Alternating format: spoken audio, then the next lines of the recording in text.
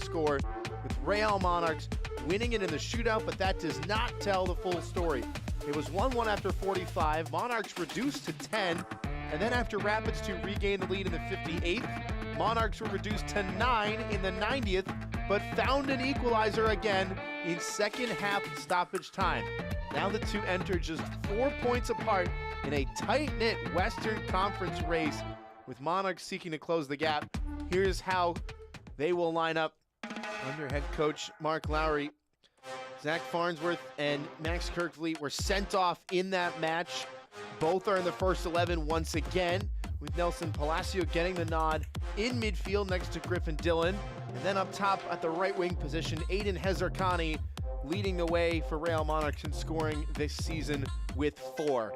As for how Colorado Rapids 2 will line up, they will stay in their traditional 4-3-3 under head coach Eric Bushy, but a number of changes, especially at the back four, and then just behind them in the goalkeeper position, Adam Beaudry making just his 3rd appearance in MLS Next Pro this season. Midfield remains largely unchanged, captained by Doda Amadou. And then up top, a big change with Mamadou Bilo Diop, with just his 3rd start of the season as well. Already 1 goal to his name that he scored a few weeks ago against the defending champions, North Texas SC. Both of these managers, and we had a chance to speak with them earlier this week,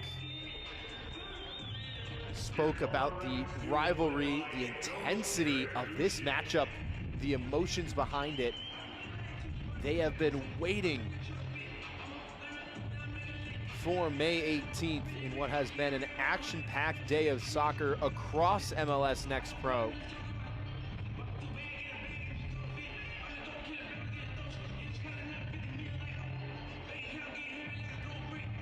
A number of matches already happening today. Whitecaps in Ventura County currently at halftime. 2 other matches as well later tonight, with Atlanta and Crown Legacy tomorrow. A full slate of Sunday soccer. Rapids 2 on the right side of your screen.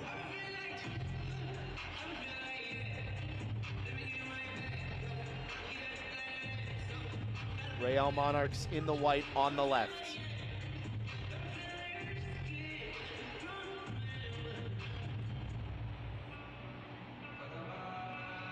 As mentioned, it is a very tightly knit Western Conference. Rapids 2 currently in 6th with 14 points. They could jump as high as T2 with a win tonight.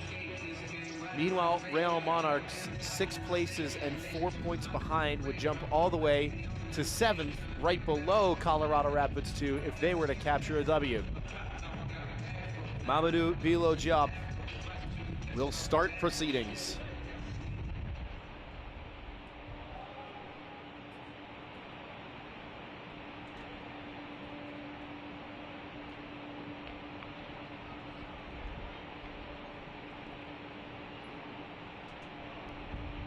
Instead, he'll leave it behind.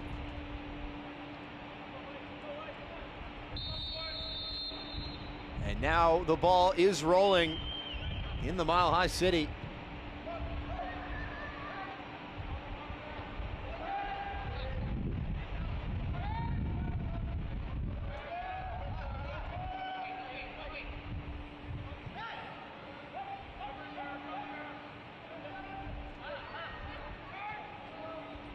Mark Verso is the man in the middle tonight.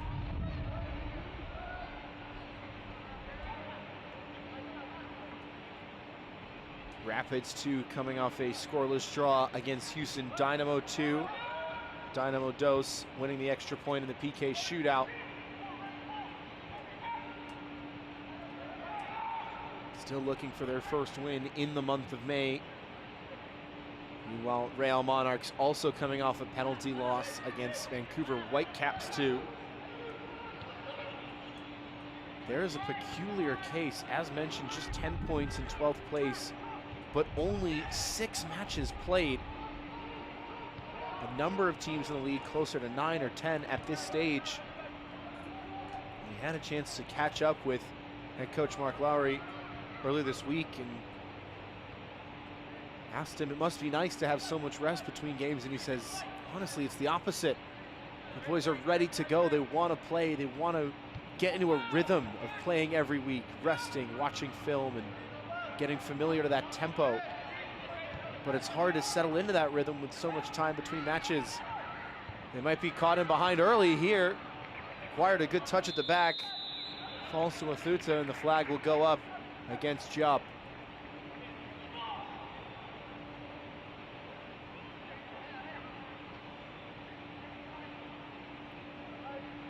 That last match against Whitecaps 2 for Real Monarchs back on May the 3rd.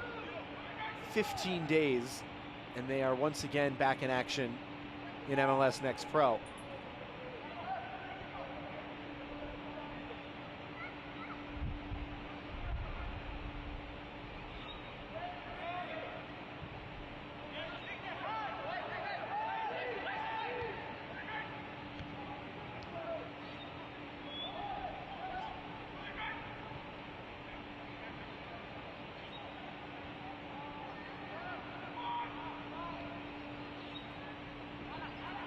And speaking to head coach Mark Lowry, when he mentioned that tempo of games of sometimes 2 weeks between matches and what it does mentally for the players, because physically they're well rested.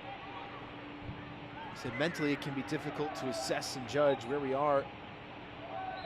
And mentally, when we look at the league table, it can be easy to get caught up in, oh, look at all these other teams with so many points. What's going on with us? But in actuality, he says, we've been getting points and playing really well.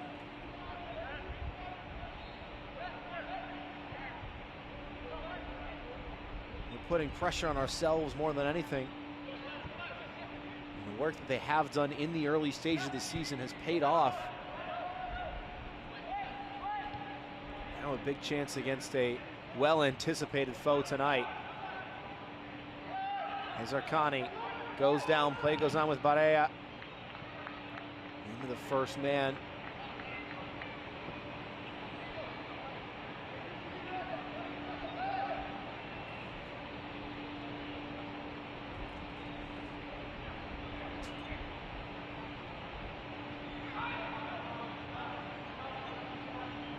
Ball stayed in touch. Rapids 2 trying to break to no avail.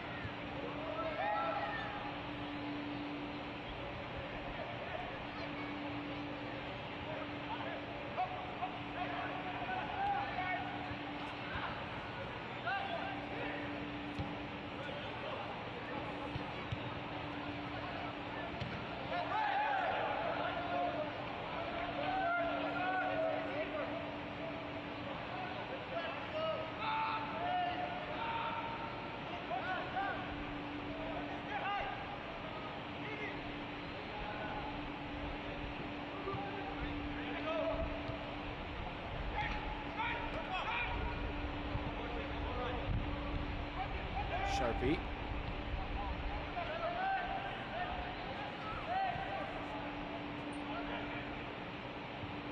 Farnsworth back to Kirkvliet.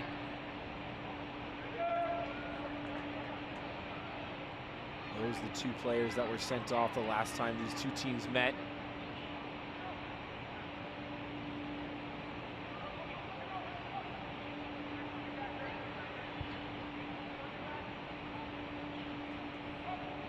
Farnsworth otherwise has played nearly every minute of every start. He's 6th of the season tonight. Kirkvliet making his 7th. 3 clean sheets to his name already.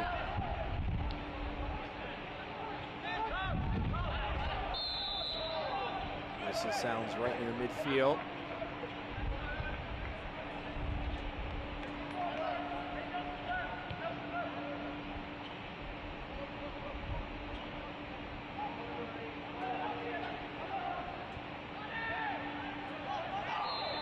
Big win, but it won't count.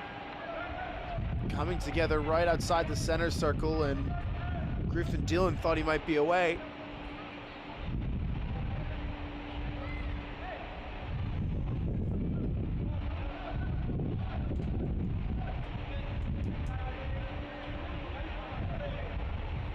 Down was Malik Pinto.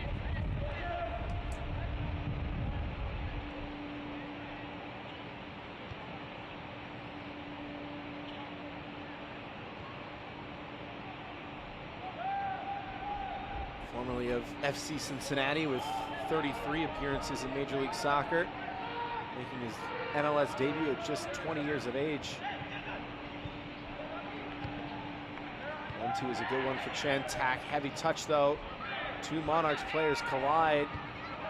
One of them still down. Visitors gonna try and spring the counter, numbers on. Diagonal run made him behind. Pulled back to the top of the key, nobody there in white. Now Harris for Jupp. Harris continuing his run. Did he stay onside? He did. 2-on-none for Rapids 2. The square ball and an empty net beckoning for Sidney Wathuta. Alex Harris beating the offside trap with a run timed to perfection. Rapids 2 on the board inside 10 minutes. Harris with the 1-2 to start the move, and from that distance, Wathuta could not miss.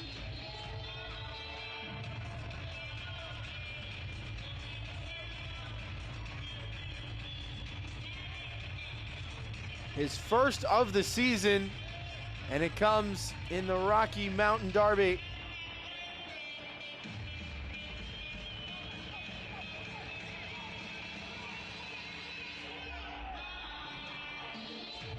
It's a dream start for Rapids 2. First time they got the ball that high up the pitch, and they're able to convert.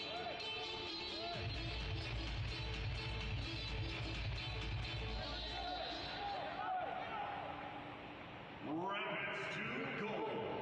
Scored by number 47, Sidney Wathuta. Assisted by number 16, Alex Harris. Goal scored in the 8th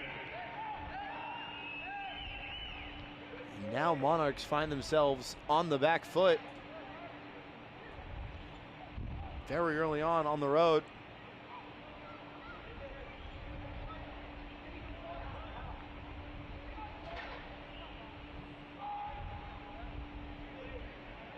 Unselfish play in the end from Alex Harris. Many players would have tried to take that himself, but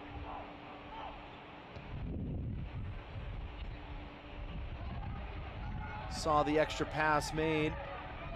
Monarchs make the extra pass. Opportunity for the curler, it's blocked. Brook with no way through. Now Rapids 2 gonna try and break again. Wathuta the goal scorer. Misplayed pass for the former Vermont Catamount, helping the University of Vermont to capture its first title in men's soccer. First title in any sport that isn't alpine skiing.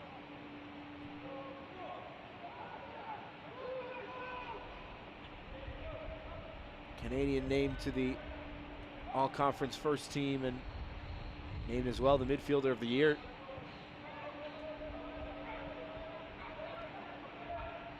Good ball on the near side for Hezarkhani. Onto his right, stamped away with the front post by Harper.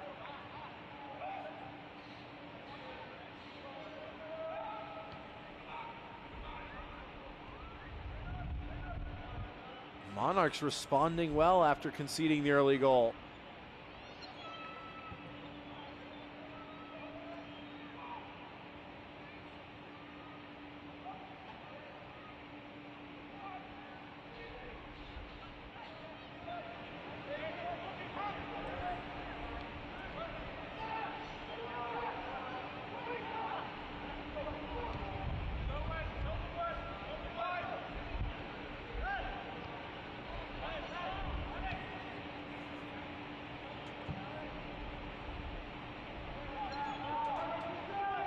Great ball movement from the visitors.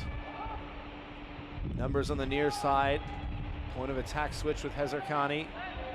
Got it along. Dylan. Picked away. And yet, no way through for Rapids 2.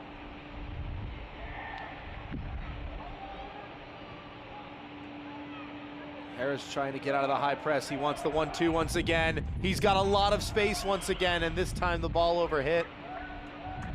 It's a very high liar early on from Real Monarchs. It nearly burned them a second time. Great first touch by Hezarkhani. Not a lot of help with him. Might try and go it alone. Back onto his left. And the one-timer is wide. It was Owen Anderson on the doorstep who could have, maybe should have equalized this match, calling for it, set his feet, kept it low, didn't pick his head up, and know where the goal was.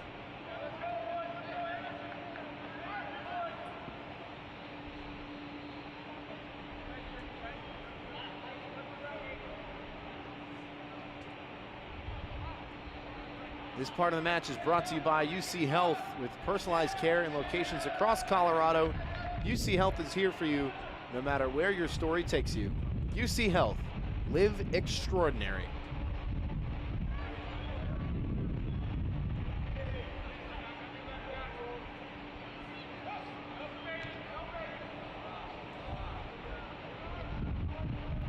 Somebody's lost a shoe. Palacio loses the ball.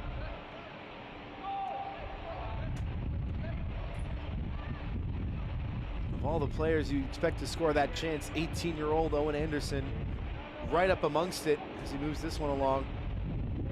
Signed on a contract with the first team.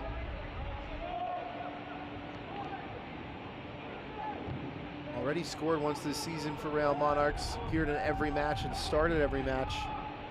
Started 16 matches for Real Monarchs last year, 9 the year before that.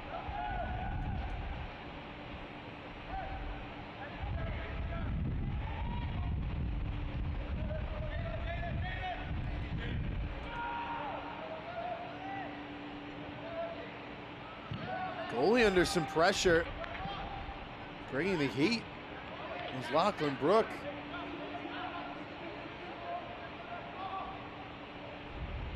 The Australian with some lightning quick speed in just his second match this season in MLS NEXT Pro.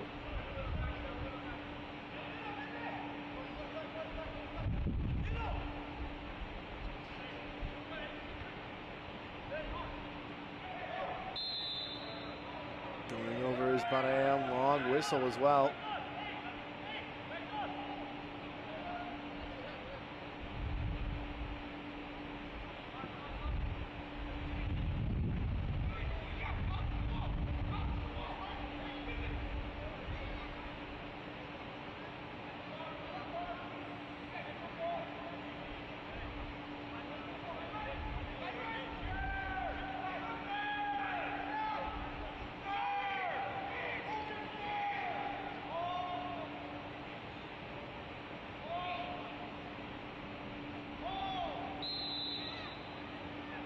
Rapids 2 gonna try and hold the 18.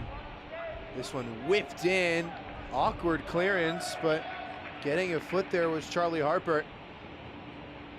Some real pace on that ball from Nelson Palacio. Now Adam Beaudry will move a couple players around in the box, set up his defense exactly the way he wants it.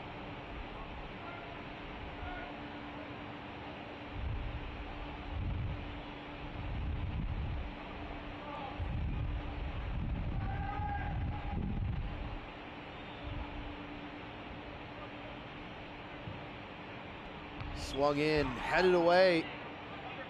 Swan first to it, and then in front of the ensuing shot as well.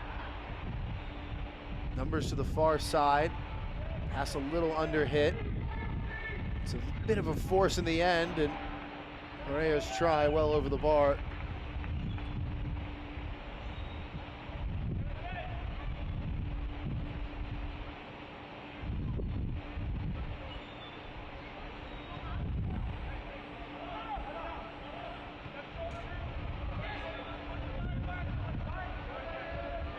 Jesus Pereira, formerly of Missouri State.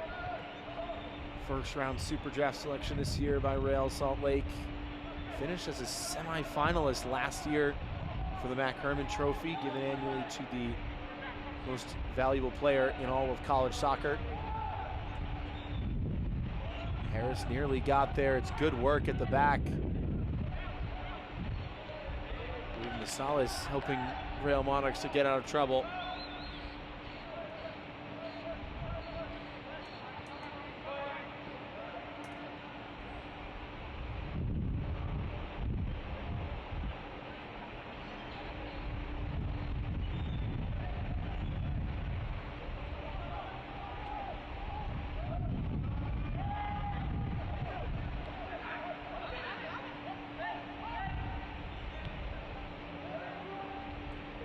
Yeah.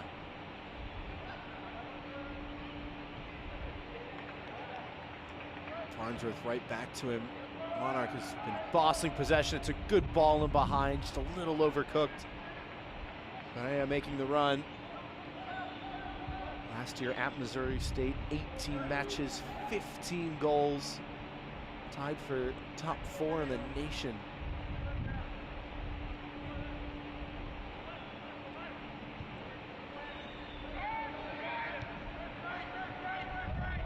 Pinto pushed along by Chantak and Giaff as well, and the flag will stop the move. High line for Monarchs now, starting to find their discipline a bit.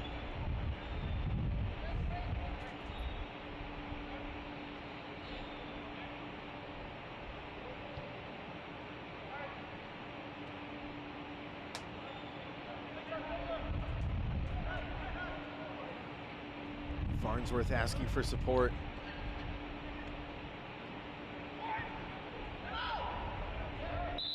Will likely be a foul, and it is. Jump with his hands up in protest, but knew the contact was upstairs.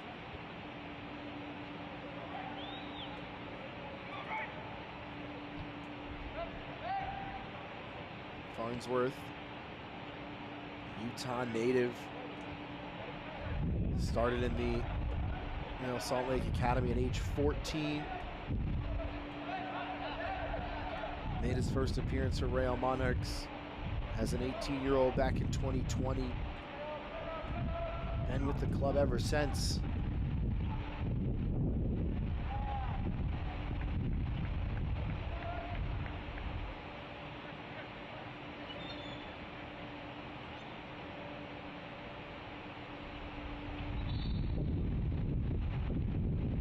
Referee wants to back things up a bit.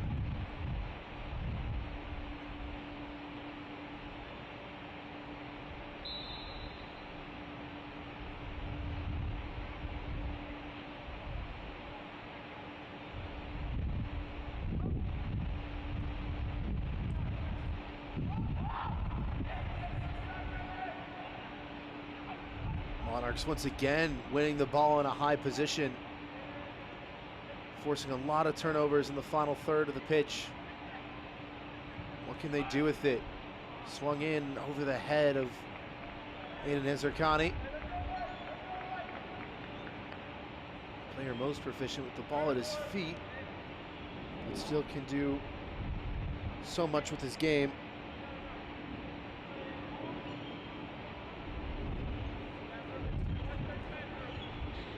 This part of the match is brought to you by King Soopers, hometown grocer, hometown team.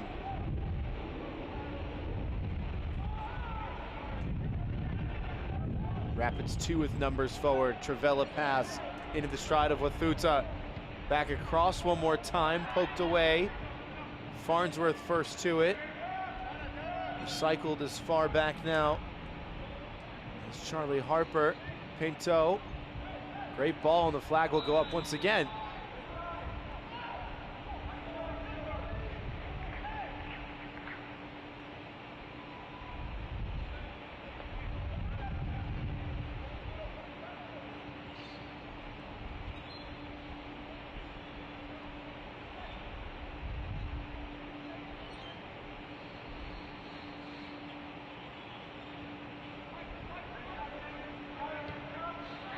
High press from Harris. Putting a little bit of pressure on the Real Monarchs back line now.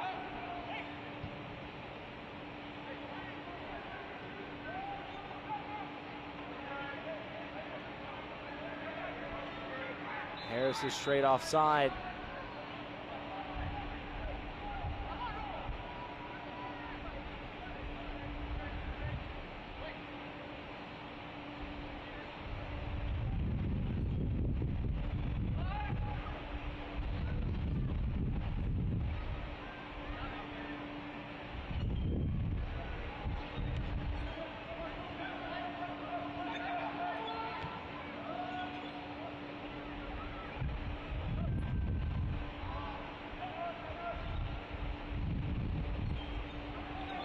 Real Monarchs have caught Rapids 2 offside 4 times already this match.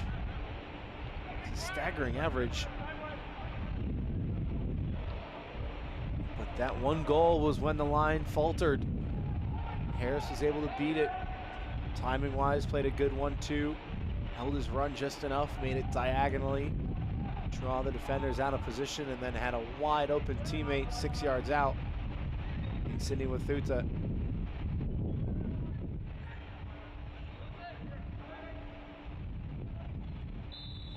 Going over is Zarkani. Foul call once again. Eric Bushy seemed to disagree.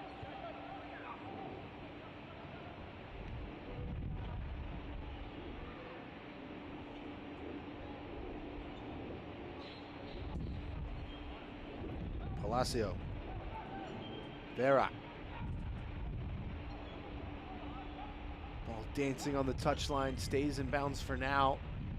Look how compact the shape is from Rapids 2.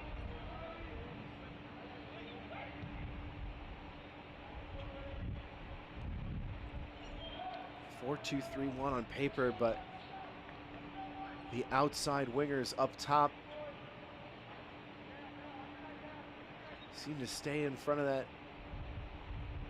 holding pivot pair in midfield, even off the ball, providing some real verticality on the counter.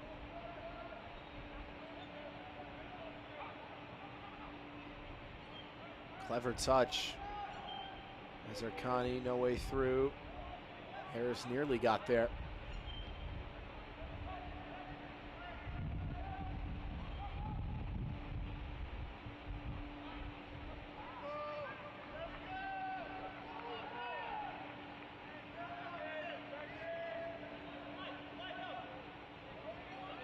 Still Aiden Zarkani on this near side. Looking for the service that's going to help him find success.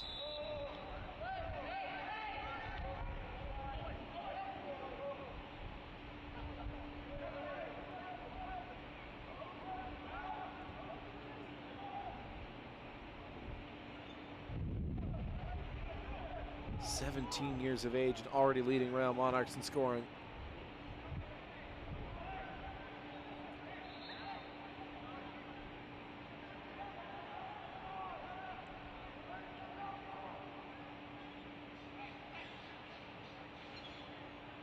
Made his professional debut just a little over a year ago.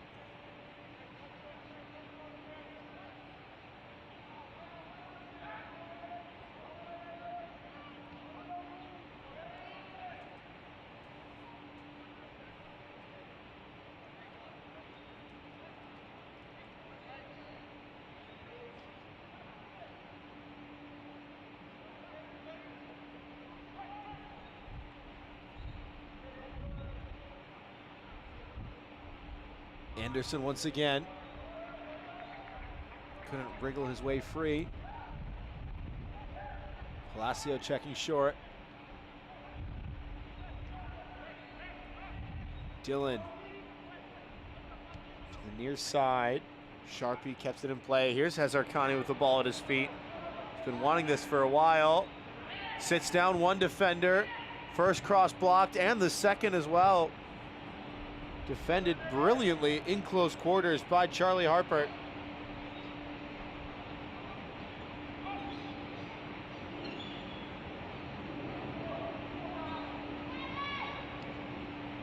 That That is exactly what Aiden Hezarkhani is capable of when he's able to turn and face at goal.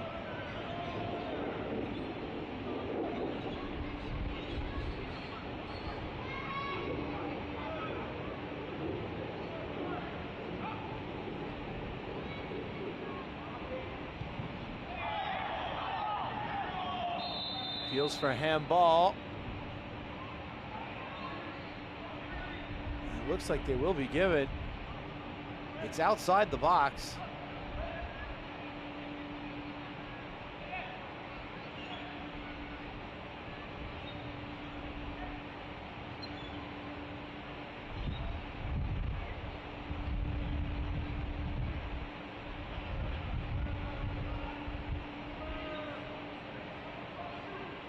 Two in the wall for Beaudry. Unlikely for a try and goal from this sort of range.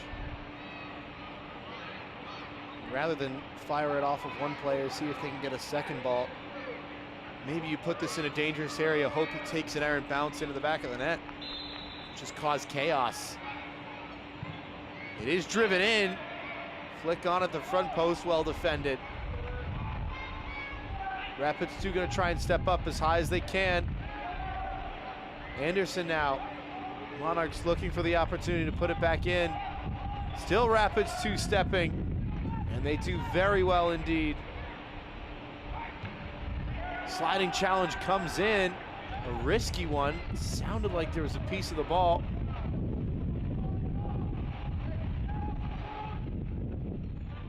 That is something to expect when these two teams meet. Sliding challenges on goalkeepers fighting for the ball. Well,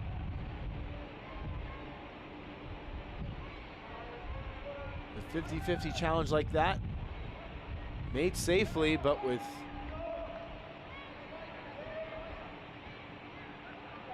a very, very well-timed execution. Otherwise, down to Amadou, the captain is probably looking at a yellow card. It's a great ball, great turn as well by Anderson, and that is going to be a yellow card. Charlie Harper making a business decision, committing the tactical foul, and it will set up a free kick opportunity for Real Monarchs. 1, 2, 3, 4 defenders. The needle threaded to a T by Aiden Hezarkhani. Anderson checking two and turning with the ball underneath his foot, using his body well to shrug off the defender and forcing Anderson to make a play, forcing Harper rather to make a play. Number 37, Charlie Harper, in the 29th minute.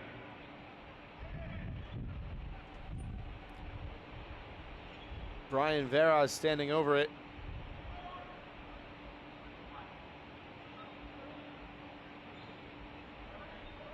Last time these two teams met, Sam Bassett scored a direct free kick that was a Goal of the Week nominee for Colorado. Vera to equalize, and it's right down the middle. Curling comfortably in the end for Beaudry.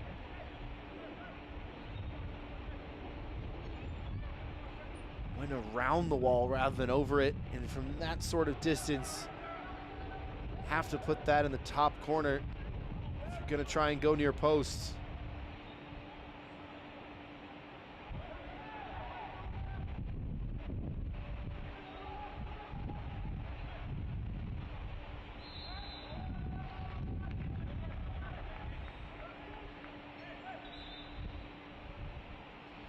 This part of the match is brought to you by your Front Range Toyota stores. Toyota, let's go places.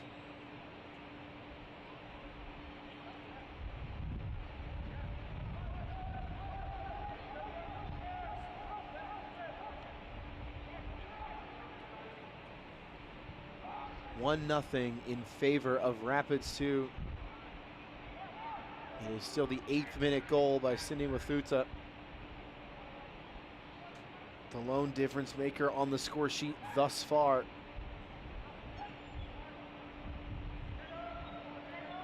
And since that, it really has been all Real Monarchs. Hezarkhani in a foot race on the near side with Jaden Chantak, who restarts play quickly. Pinto got it away. Flores was there. Flores with the progressive first touch. Drop bundling over Vera, and it will be a foul.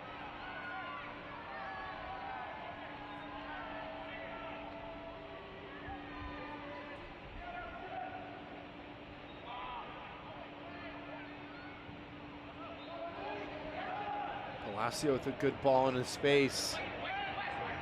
Sharpie has read it. Has the safe option with Hezarkhani. Gets it away, back to Sharpie. Has his head up. No chance for the shot. Harris was there to close down the volley. And now an expertly timed challenge from Palacio to win it right back. Monarchs have numbers forward. They're all central. And thus no space through the middle.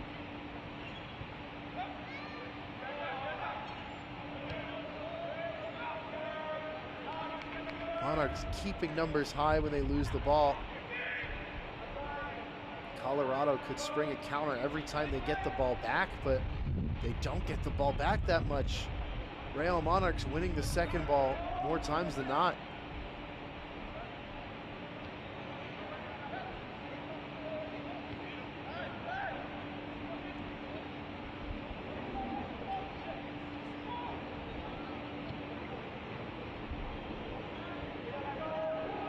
Great bit of play in midfield. It's cut away, and it needed to be.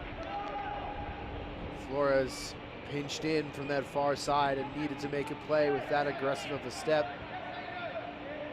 Otherwise, there was green grass on the far side for Real Monarchs.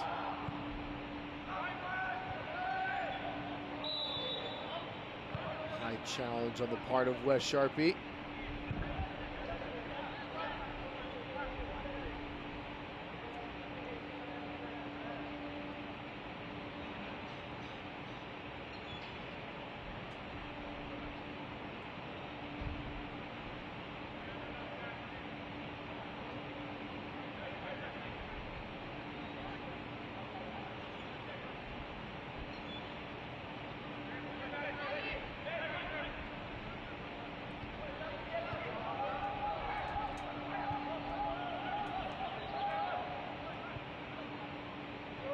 Defensive shape for Real Monarchs, strikingly different. Off the ball, a little more reserved. May fall kindly on the bounce. It's a battle for it right at the top of the box, and it will be a yellow card. Colton Swan soldiering through a mass of bodies and is taken out unfairly in the end. Tried to corral the bouncing ball. Flick header on was a good one by Jupp. And it was Wes Sharpie who ends up upending the attacker.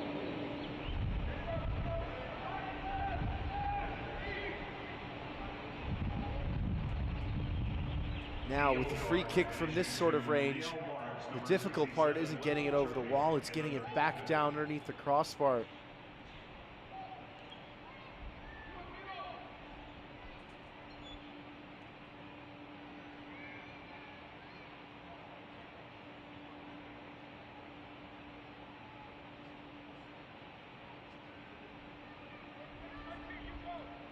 Looks to be a bit of a training ground play. Chantak standing over it, so too is Wafuta. Pinto as well, facing the pair. It will be Wafuta! Just wide, and it took a deflection on the way through. Searching for his brace in the first half, nearly getting it. Kept it low and kept it driven. The wall did break apart, but got enough of the ball. And already some jostling going on right by the penalty mark. Referee keeping a watchful gaze on things.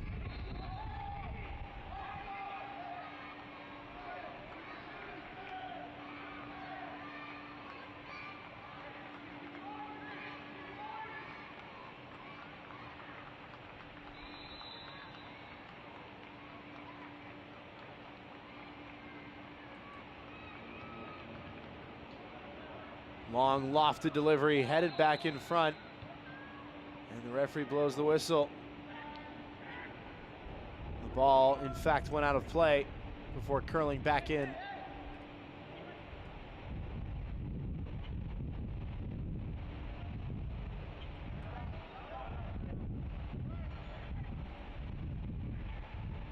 Wind really picking up now as well. Creative touch on the turn. Brooke wants to step on the gas, gets it back, sees the ball in behind. It's a very, very difficult ask to find Anderson on that diagonal. The creativity is there from Real Monarchs, but just missing the mark in terms of connecting the dots.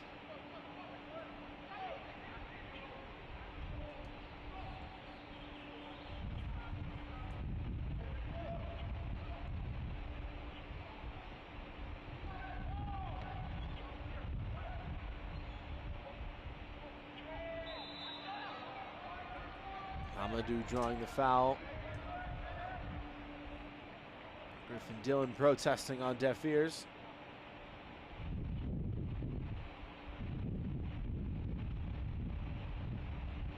.38th, make it 39th minute now. And there's a big coming together. Long whistle again. This may be a final warning on the part of Zach Farnsworth, who has had his disciplinary troubles with Rapids 2 before.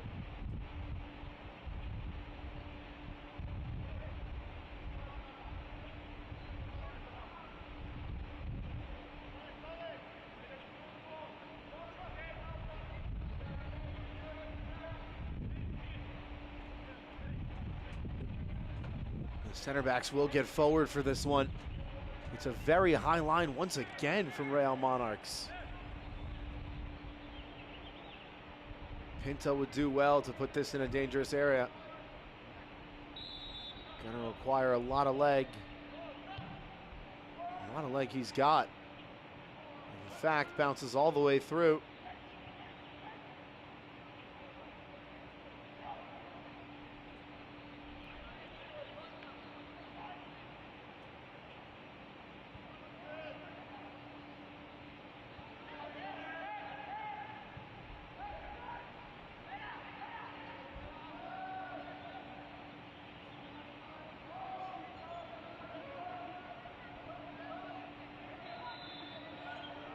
Monarchs trying to start the counter and nothing on. Rare to see Monarchs on the counter. They've done well to build up play with a lot of first-time passes and touches away from pressure in this first 45.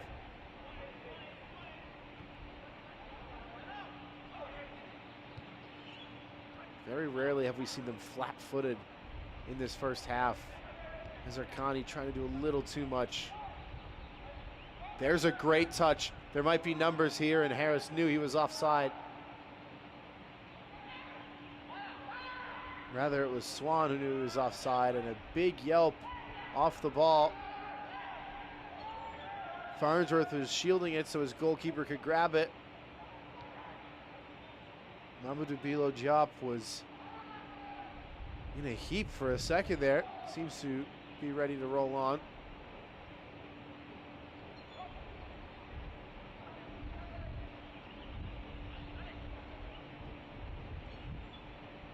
Farnsworth wanted to start things. The turn was dispossessed. It's that first pass to start the counter that has been working for Rapids 2. They win the ball back and everybody starts a direct run, wanting to break at pace. Nobody's showing short for that first pass to set it up.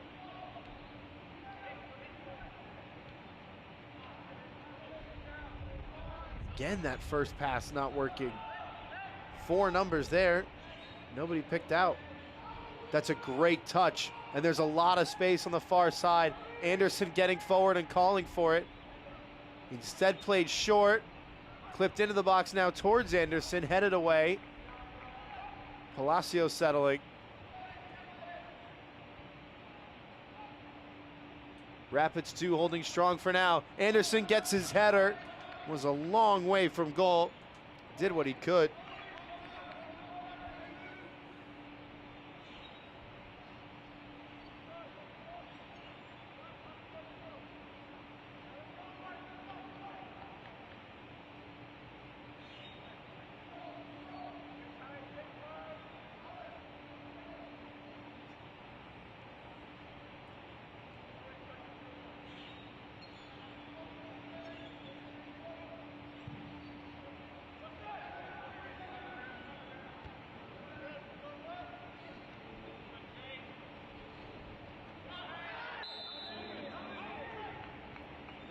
Futa goes down right at midfield. Restarting quickly. Rapids 2 need to find their shape. Good ball forward. Big coming together. And the whistle will sound against Farnsworth.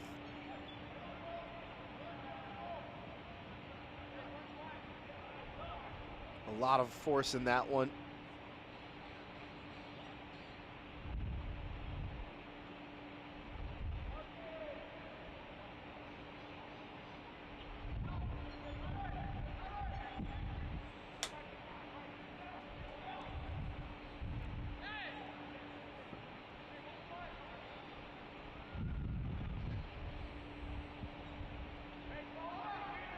Pinto directing traffic.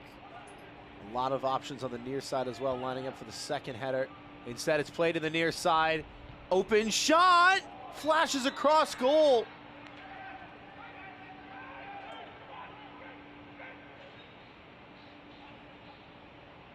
Monarchs try to play the trap and step up at the last second. It didn't work. And then Max Kirkfleet rather, may have got a touch on that right at the end. The 19-year-old shot stopper saw that one flash right before his eyes. Nobody there to slide home. Now Rapids 2 bringing the press. Dylan with the composure to play out of it beautifully. And now Monarchs can break. Numbers either side. Hezarkhani staying wide, and Chantak with an excellent poke to stick a leg out for it. Hezarkhani stayed on side. One-on-one with Chantak. Goes by him. It's a great save by Beaudry. The rebound is in! Hammered home. Ruben Massalas makes it 1-1 right on the brink of halftime. How many times have we said that Aiden Hezarkhani just needs to turn and face a goal? Plays a beautiful ball in. Beaudry got a palm to it. And Ruben Massalas with the power to take it through a number of bodies, and a deflection on its way into the back of the net.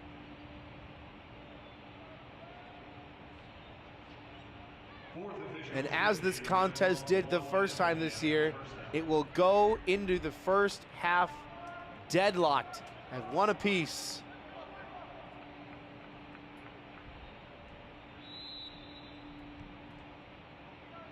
Real Monarchs goal scored by number 77, Ruben Massalas. Goal scored in the 45th. Harris commits the foul, fighting for the header. And Real Monarchs really have been in the driver's seat for much of this match, but they get the goal on the counter.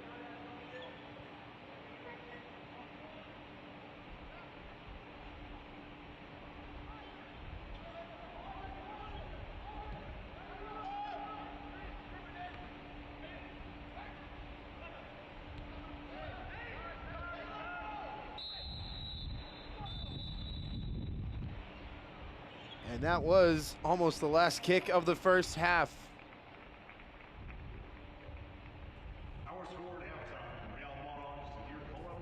Our score at the half, Colorado 1, Real Monarchs 1.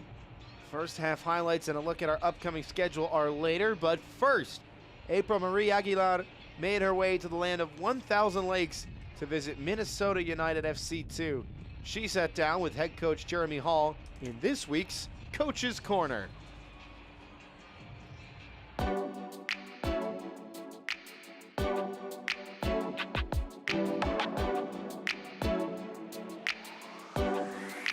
Welcome to this episode of Coach's Corner. I'm April Marie Aguilar. Joining me today is Jeremy Hall, head coach of Minnesota United FC2. How are you doing today, Coach? I'm great, thank you. How are you? I'm doing fabulous. You've been with the club since its inaugural season in 2022. What does it feel like to you to have been with this organization since its inception? Yeah, I've been very blessed, to be honest. I've gotten to work with some really good coaches here. I've learned a lot, and then to be able to step into a role as a head coach, I think just from a personal standpoint, I'm still learning and finding myself, and really grateful for the club to give me such a big role at the club. And so really excited to be here, going on year 4, and just looking to continue the success that we've had so far. And what ultimately inspired you to even want to become a coach? Ooh, that's a good question. Just from playing, I've had some really good coaches, some really bad coaches, and I always just felt like, I just want to be able to mentor and be around the guys. You can only play for so long. I still feel like being on the field is the next best thing, and so being able to share some of those experiences, positive and negative, that I've learned, through other coaches, and just being involved in the game, I just felt like I would love to give back. And so I love my time on the field. I love being able to build relationships with the players. I love to help them get to where they ultimately want to be, and play at a high level. And so be able to help share those experiences and be on the field, it's been awesome. And you mentioned having played professionally, and you did 8 seasons in Major League Soccer. Given your experience as a player, aside from mentoring, what else do you find yourself now implementing into your coaching career? Just really being myself and just being real. A lot of coaches want to talk tactics, and I think that's a big part of the game, but for me, I talk more behaviors and being aggressive and playing with intensity, and for me, hating to lose. And so if you can show up every day and try and get better, I think at the end of the day, you give yourself a better chance to be successful, because at this level that we're at, there's a lot of good players, and for me, it's how do you separate yourself. And so I believe just like working hard, winning your individual duels. I like to say just like being a dog on the field. I think that can, really get you into that next level. And how do you feel like that gives you an advantage, even having been a player, to just become more or build stronger relationships with your players? Well, I think the relationship piece is soccer aside. It's getting to know these kids and their families and how they're doing in school, and what are they doing on the weekends away from away from the field. And so I feel like whether they're playing, whether they're not, whether in a good moment, whether in a bad moment, in the second team space, we have guys coming down, so everybody's headspace is totally different. And so for me, it's just trying to be, I guess, a friend, first and foremost, just somebody that they can confide in. And then when they're on the field, when those relationships are built, I can really push them and try and demand all the other stuff out of them. And so for me, I really pride myself on that. Lob ball up ahead, chipped over the keeper. Oh, how about that? The ball ends up with Chandler. He controls inside the box, flips it back in, and another goal for Minnesota. And now going into year 2 as a leader of this team, how do you personally feel like you've grown, not just as an individual, but as a coach just within this year? Yeah, well, you have the final say in a lot of things like that, right? And so when you're building out a training week, a training month, the details that go into the training session, when you're traveling, what flight do you want to get on, all these different things, everything comes through you. And so really being organized, really being just open, right? Like our assistant coach have a lot of say in that, right? Like I don't like to take everything and just giving them the platform to, be able to coach and lead like that. And so making everything super collaborative, I can step back at times and kind of put myself in when I need to, but sharing the space with the other coaches and the players has made me just be me. And I admire that about you, is as soon as we told you that you were named Coach of the Month, you right away were like, it's not just me, it is a team and a collaborative effort. Ultimately for the team, what would you consider a successful season? that's a hard one in our space.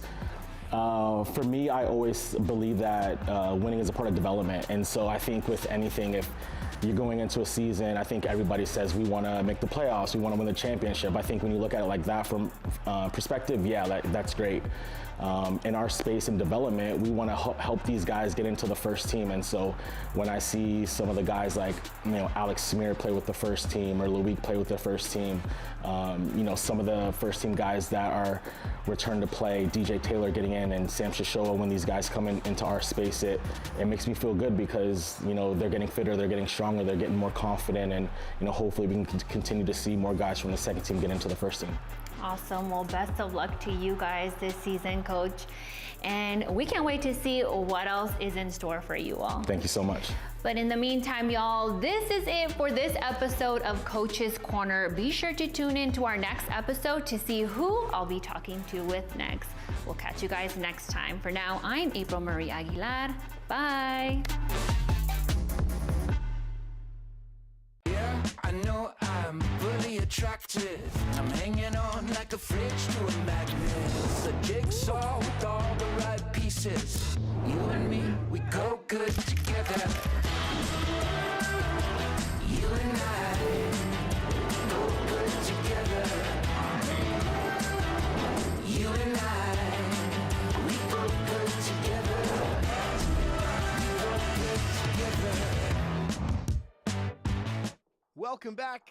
We will look ahead to the league's upcoming schedule in one moment, but first, on her visit to Minnesota, April Marie Aguilar had a chance to sit down and meet 22-year-old forward Logan Dorsey in this week's player profile.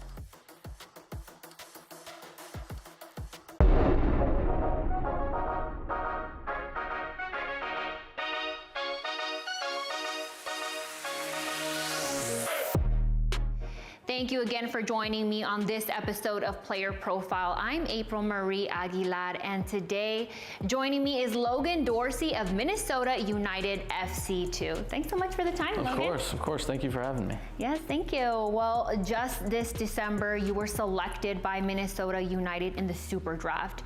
Then you signed with the team in March. Yep. Then in just your second game, you scored your first goal, followed by a brace in the next. Describe to me what these last couple of months have been like for you. Yeah, no, it's been quite a whirlwind, no doubt. I mean, coming in, getting drafted, an unbelievable feeling, and you get a call saying, hey, you have 2 weeks to come and prove yourself, and it's like, great, let's do it. And so it was great, to get experience with the first team and to kind of get in that environment and see what it's like, and then an unbelievable feeling to sign a second team contract and kind of get that going and get that process going is awesome. And coming in and scoring a few goals is great. I'm glad to be able to help the team. So it's been fun, an experience for sure. And what would a successful season look like for you? For me, a successful season is our goal as a team is to win it all. We want to win the league, and I strongly believe that we have the ability to do that with the players that we have and the talent we have, coming up and down from the first team, all the switches. I feel like we've embraced that really well as a group early on in the season, and I think we're going to continue to do that. Now I want to talk a little bit about your brother, because he plays for Houston Dynamo. What was the competitive nature like between the two of you growing up? That's a good question. I think the competitive nature when we were kids was always wanting to beat each other. I think that blossomed into a really great relationship that I have with him now, more of a support role than a competitive role. But, of course, as kids, you want to be better, you want to beat him. And, I think that helped propel both of us into, taking the next step in our careers. So I think it was a positive, but now that it's blossomed into a good, comforting relationship, I think it's great.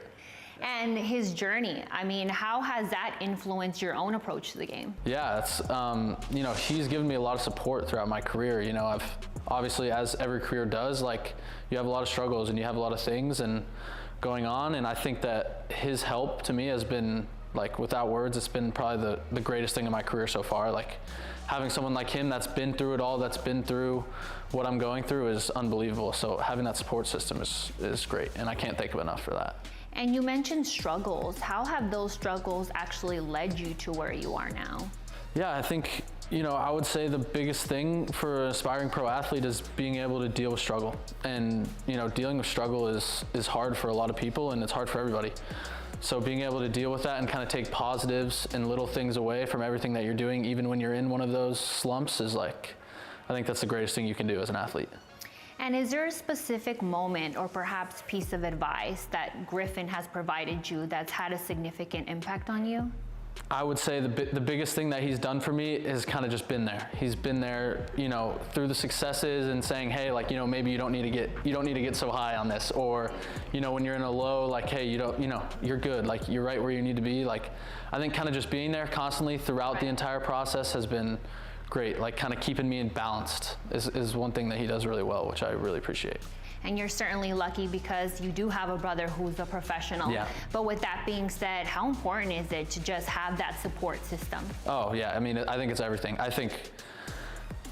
struggle with it because I think everybody needs it, and I'm so grateful that I have it, but not everybody has it, you know? So I think, you know, it's a great advantage for me, and maybe being able to pass on some of the information that he gives to me to other players that are struggling within our team and, you know, close friends, I think is great to be able to do.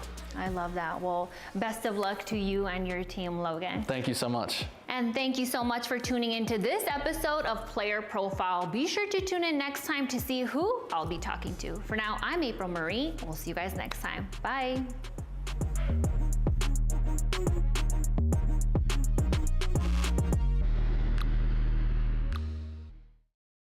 Action.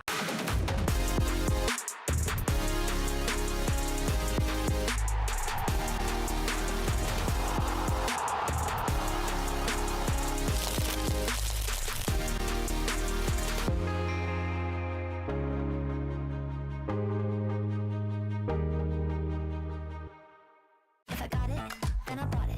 Take a bite, cause I want it. And I know I got the taste for the cake. And I take what I make and I flaunt it. Got diamonds on my necklace. I live how I like. So looks is getting reckless. I'm feeling myself and you can't break my vibe. I'm feeling myself and you can't break my vibe. You can't break my vibe. You can't break my vibe.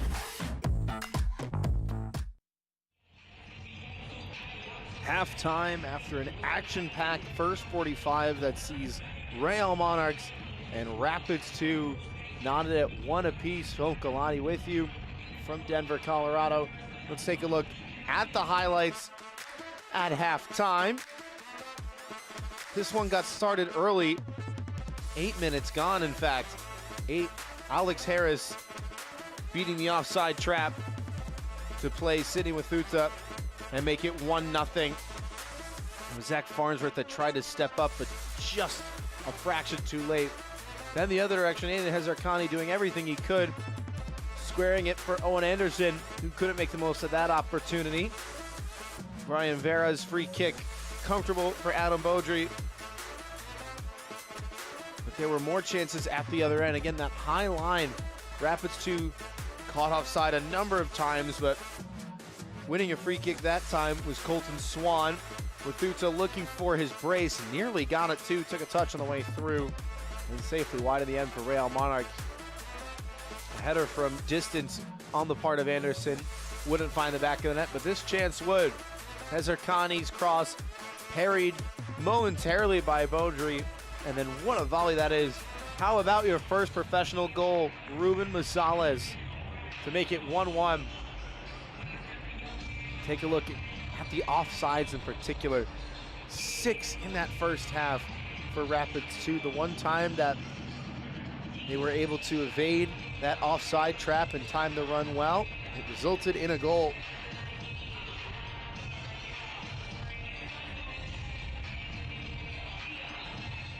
As we take a look at the schedule around MLS Next Pro, we got a Monday matinee with Crown Legacy and Atlanta United 2, and then Friday, the week rolls on in full force.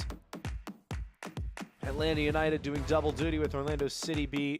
Sporting Kansas City 2 still looking for their first 3 points of the win against LAFC 2. Meanwhile, New England Revolution 2 will look to bounce back after their 4-1 defeat earlier today to Red Bulls 2. as they play Chattanooga FC at 7 p.m.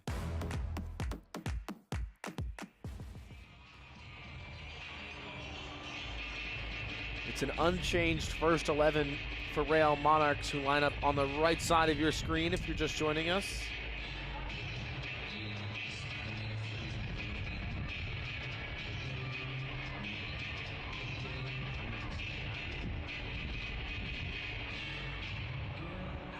And Rapids too as well, sticking with their first 11.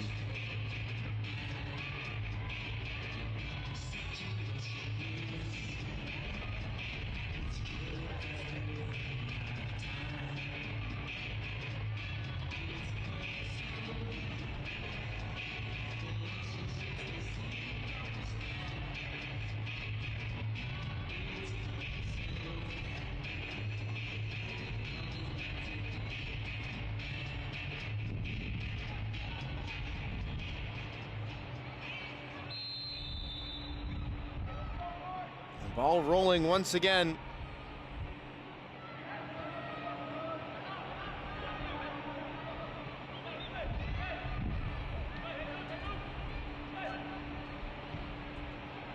All to play for in the Rocky Mountain Cup in this second half. Bouncing just beyond Brooke at the top of the key. And now Amadou the other way.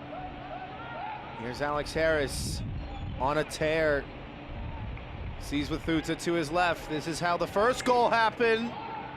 The second not to be this time around. Well saved by Max Kirkvliet. Off the mark early in this second 45. Cuts onto his right, fires low, and the goalkeeper saw it all the way.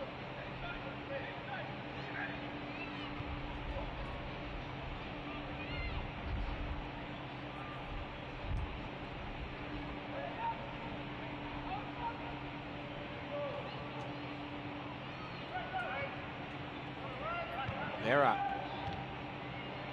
Big pass, covered a lot of ground. Now a chance for Rapids 2 to step up, and they have done. Well won by Steve Flores. Harris wants to go quick, it's not there. Took a touch on the way through, errantly.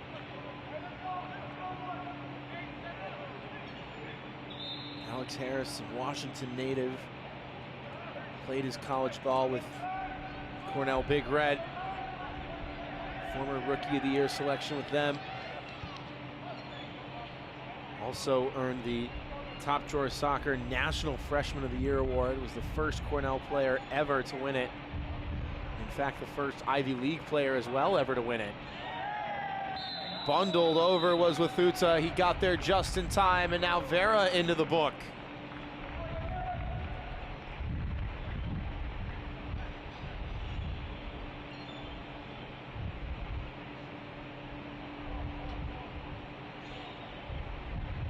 Knew he was going to have to stretch for it. It's a big hack from Vera.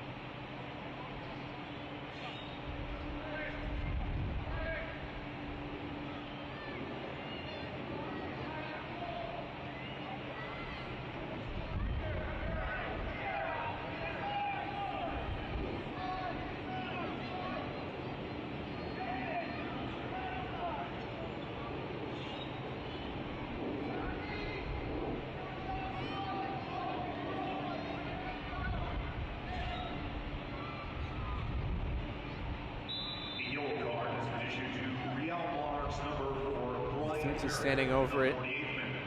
He took the last one direct. He'll take this one direct as well. Forces a flying save from Kirkvliet. This one a little farther away, a little more time for the goalie to react. Gets it over the wall. That may have been going over the bar, but Max Kirkvliet not taking any chances.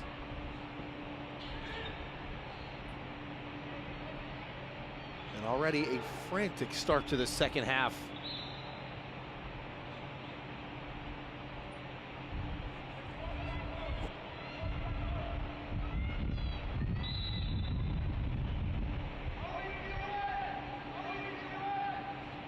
Players crowding the penalty mark and the goal mouth. Now that chaotic movement ensues, headed back into the fray and all the way through.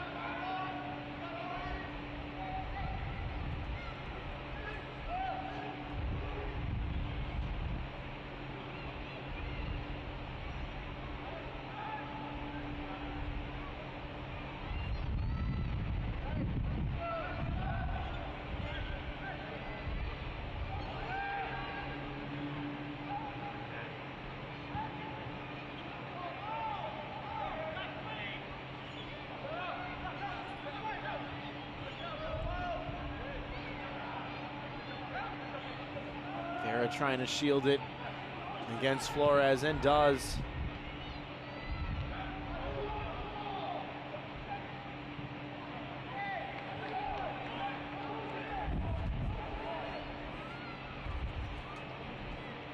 This part of the match is brought to you by Dick's Sporting Goods. Every season starts at Dick's.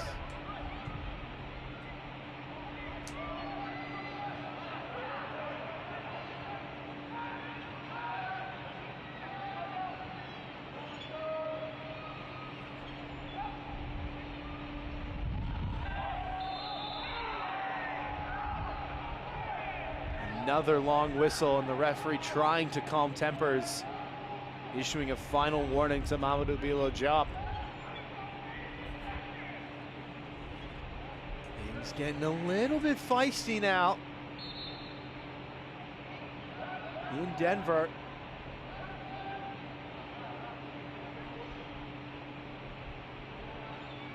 Colorado with a more aggressive look to the second half in terms of how they want to press the ball in the final third. Monarchs looking to go direct. Will do well to try and beat the back line with the shape they've been playing.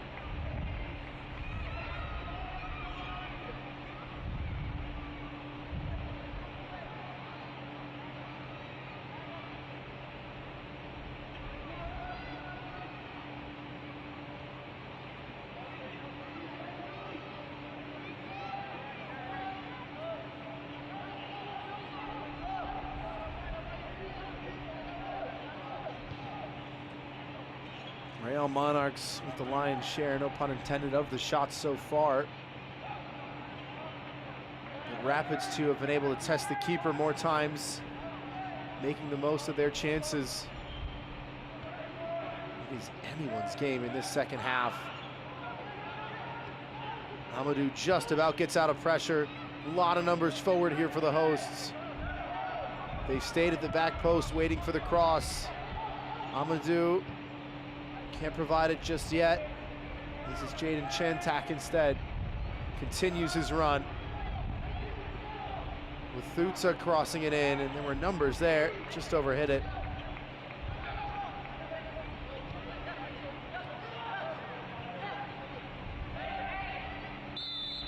Flores with the challenge. Triangle unable to be completed by Jesus Pereira. It's because he was bundled over.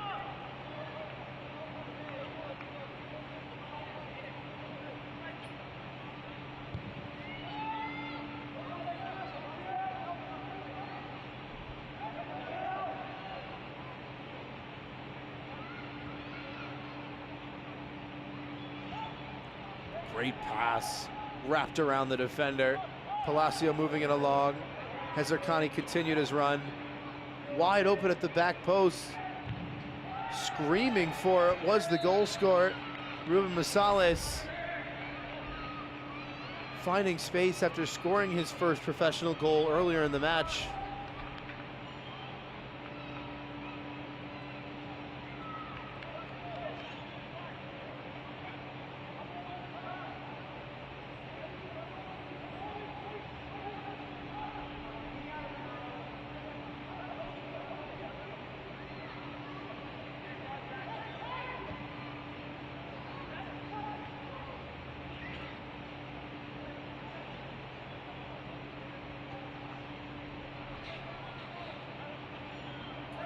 Gonzalez played his college ball with the Blue Devils Duke.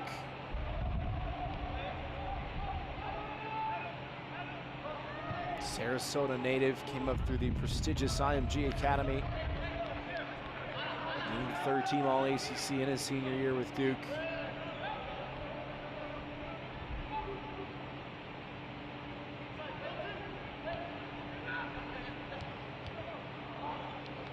Took more shots on target than any other player with the Blue Devils.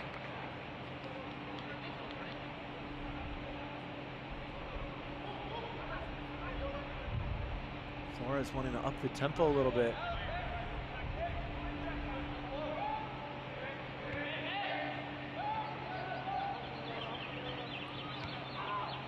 Amadou soldiers through. Big tussle off the ball. Referee says play on. Both Pinto and Dillon were fighting for it. The physicality in this match has certainly turned up a notch or two on the dial.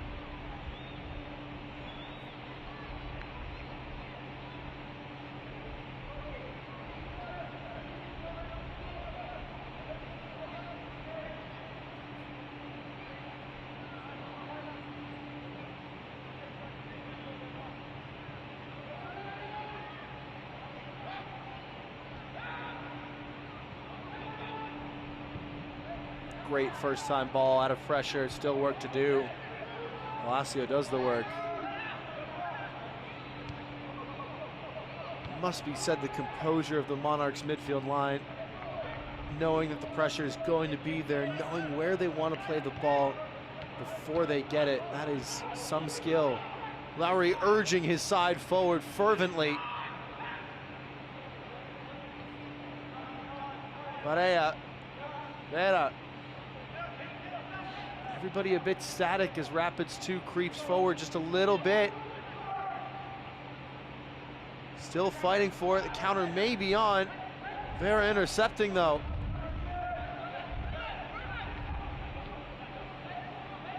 Again, that first pass to release the counter. If Rapids 2 found consistency with that, they could really be causing problems for Monarchs. Instead, the visitors doing well to intercept those passes. Great ball in. Took a bit of a flick on before it reached an attacker. And now Jop in a foot race. Going to ground was Farnsworth.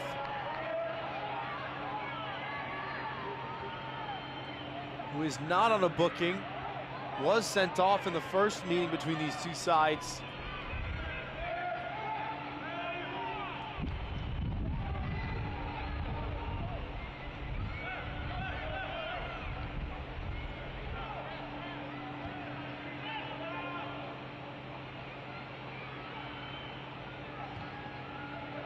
Deflected shot, may fall kindly in the end, and a bit of frustration as Lachlan Brooke shoves back a defender. We had some words for him as well. Take another look at that challenge. Does Farnsworth get a touch on the ball? He certainly gets a touch on Mamadou Bilo Diop, who's still down. The referee able to spot that there was enough of a significant play on the ball before the physical contact was made. That's the key.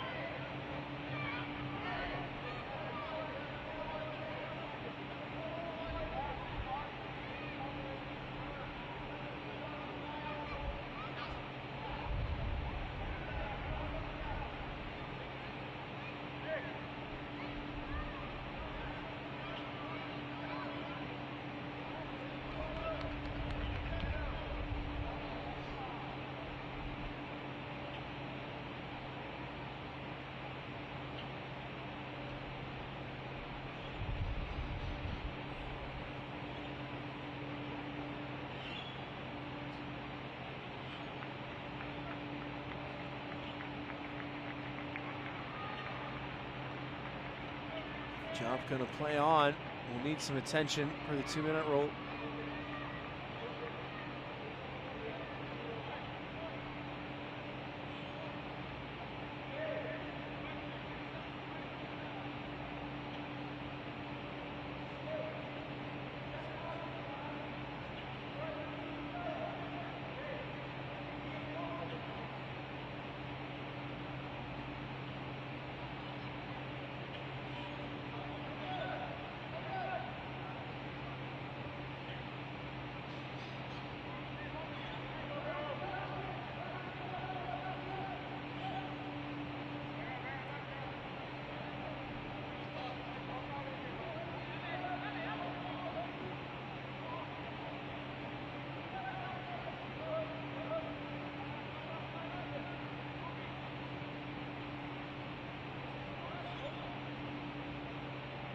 Audrey going to take as much time as he can. Goodness, he's gotten some distance on that volley. Brought down well by the visitors.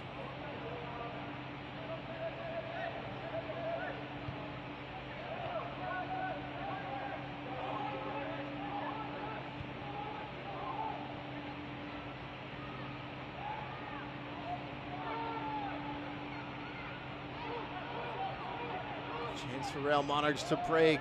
Big challenge by Harper. Shaped pass, picked away. So much space for Real Monarchs that they can switch the point of attack. Steve Flores at the right back spot for Rapids 2 has cheated inside a number of times, just slowly drifting toward the middle of the park.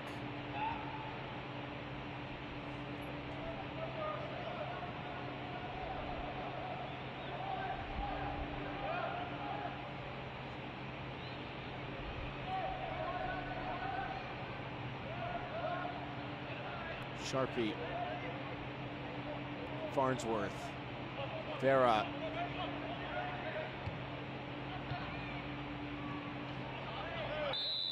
Stumbling is Swan. Anderson showing a little frustration.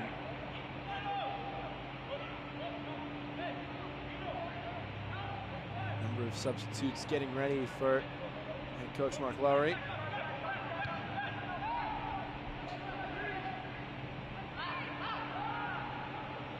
Bouncing all the way through. Farnsworth got ahead to it late. Well seen and well reacted to by Max Kirkley.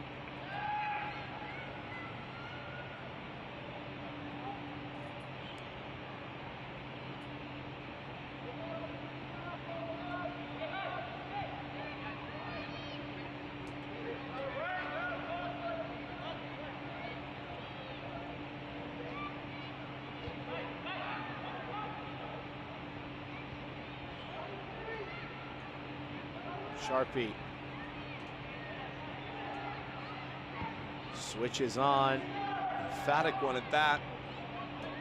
Barea underneath it, still with Barea, taking two defenders with him, trying to go all the way, and ran out of real estate.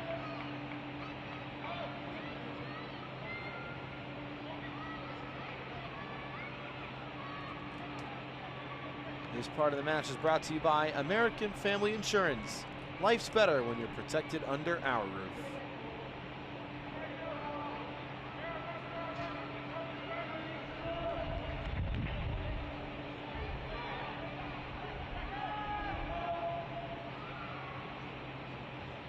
Under duress. Alex Harris taking it down, and too many red shirts around it. Now a number of changes to be made in the 63rd minute.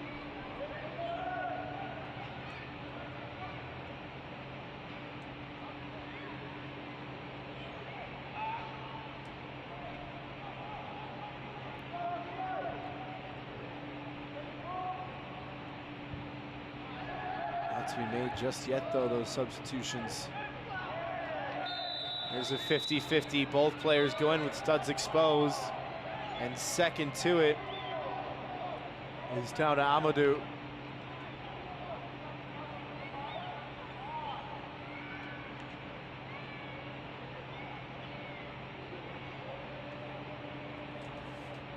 Yellow card has been issued to Rapids to number 45, Amadou. So the double change now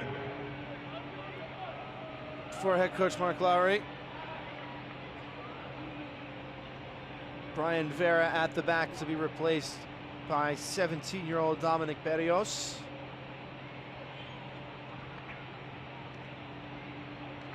Either it is Gio Calderon who will slot in at the back line. Berrios instead stepping up a bit. We'll take off Nelson Palacio. For substitution, Real Monarchs making the first and second change. Leaving the game, number 4. Double change as well for Eric Bushy and Rapids too.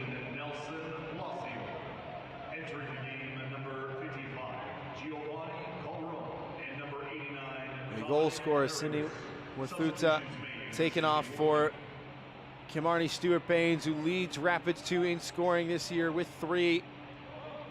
Up top as well, Mamadou Bilo Diop replaced by Noah Strelnauer. Both managers opting for a double change.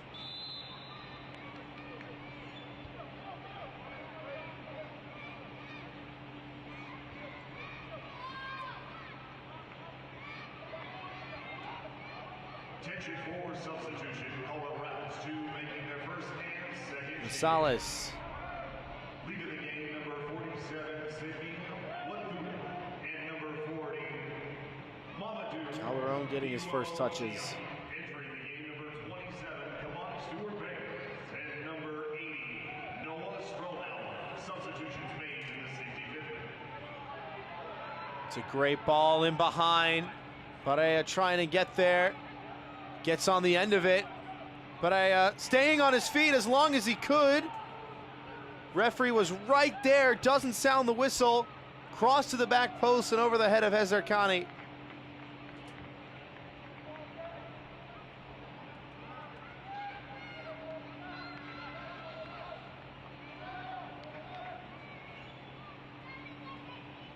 That was a big 50-50 challenge right at the edge of the area. It had to be timed to perfection.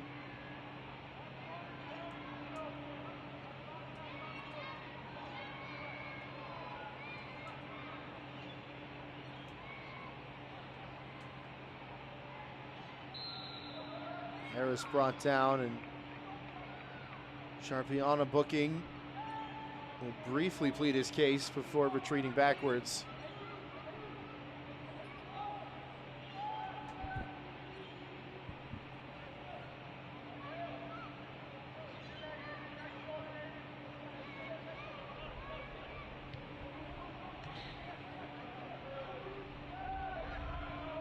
Well, won by Real Monarchs. Strelnauer trying to bring the high press with the fresh legs. Instead, it's Harris that's released forward. Strelnauer will sit right in behind him. With Stuart Baines on the left wing, who conceives a throw in.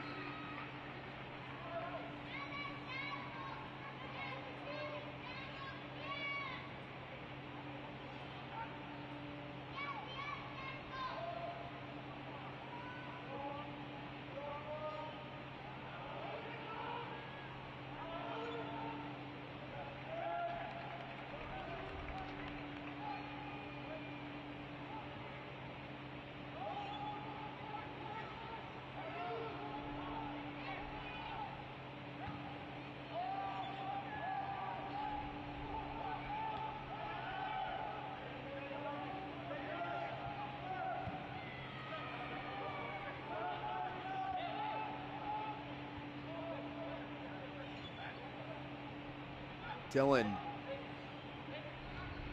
Gonzalez. Calderon.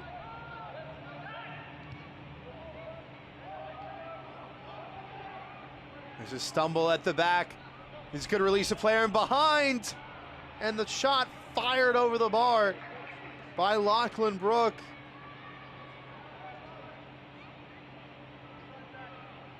We haven't seen that direct ball very often. And there was a fortuitous slip by Kofi Sinanu, nearly releasing Lachlan Brook. Went for power, and on the doorstep sent it well over the bar.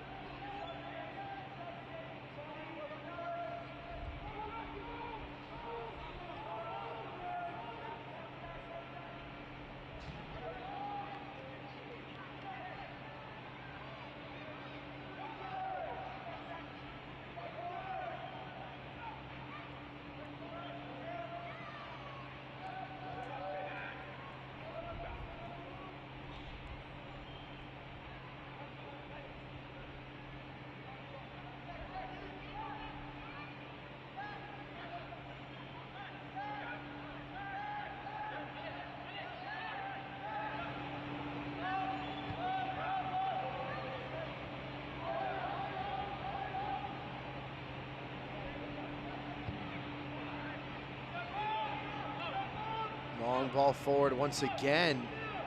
This time, no real estate afforded to Masales. who stepped very high in the second half.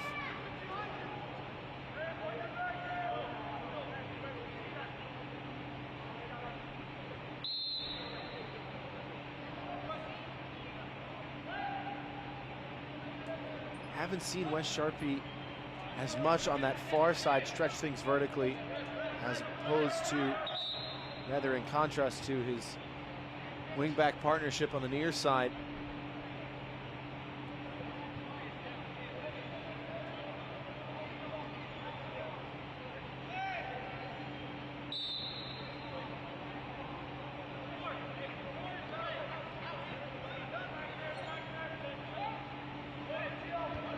Towering header.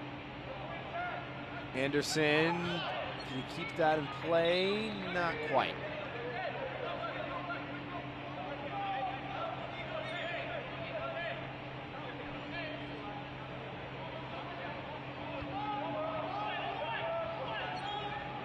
As Arcani is checked in on the near side, bringing pressure, brought down Flores, and the flag will go up against Stuart Bain.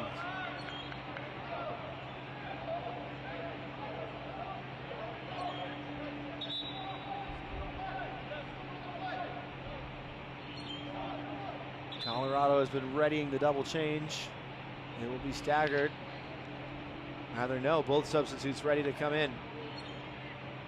Anderson Rosa checks in. He'll slot in at the back line in place of Jaden Chantak. And up top, Colton Swan replaced by Josh Copeland.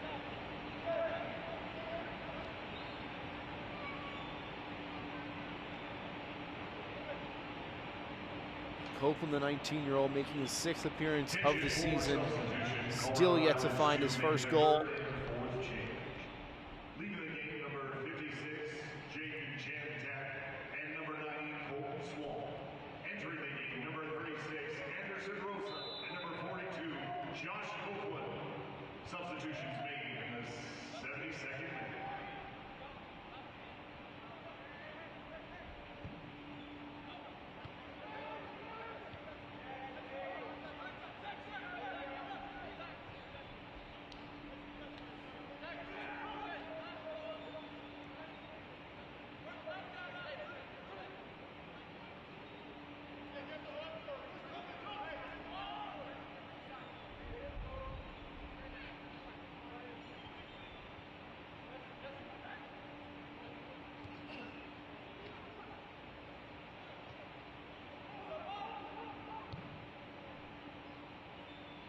Switch on to the far side, and again, too much on it for Hezarkhani.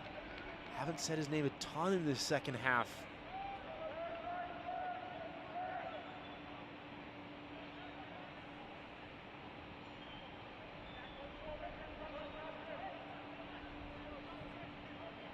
This part of the match is brought to you by UC Health. With personalized care in locations across Colorado, UC Health is here for you no matter where your story takes you.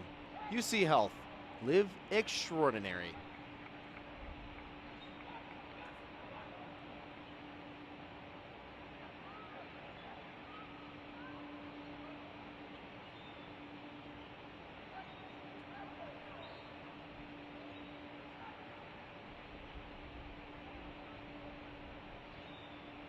Amadou intercepted by Farnsworth. Trying to break is Anderson. Still got plenty of gas in the tank on Anderson. Marea with a nice feint. Allowed to run. Hezarkhani created the first goal. Wants the return ball. Amadou went to ground. Instead, Barrios to the byline. Cruyff turn keeps it in play. Hezarkhani going down. No real appeals for a penalty. Well tackled by Harper, who is on a yellow card. And shrugging off Barrios. Pass stayed in bounds. Dancing on the touchline. Barea wants the 1-2. Too much on the chipped ball. Played through by Brook.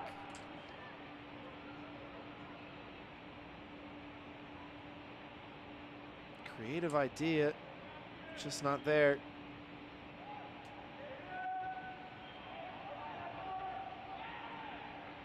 shot, and Baudry tested, able to answer the call fairly comfortably.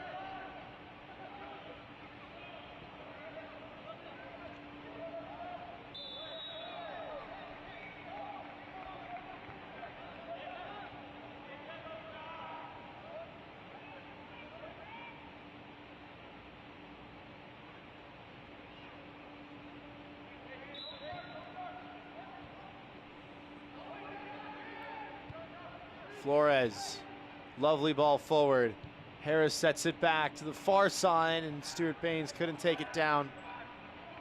Difficult height to deal with that.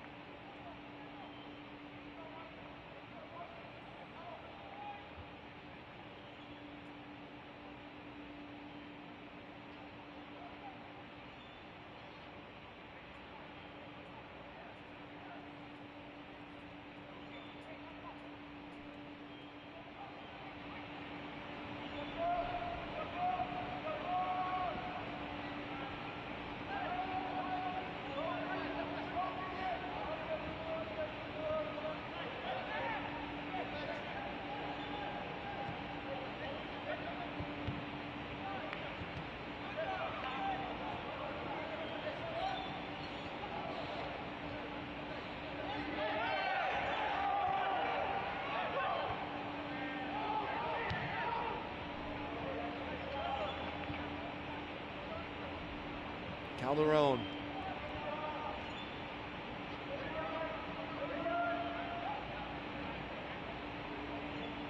Monarchs seen very few passes intercepted in this second half. It's really been that direct ball that hasn't come off.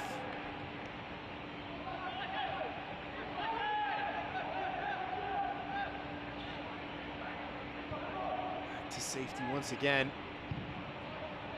Direct ball again. This time it does work out. Anderson.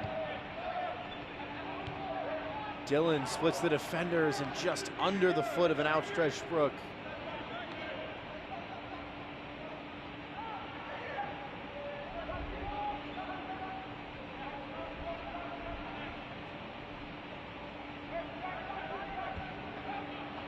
Long ball played forward, and Flores made the run.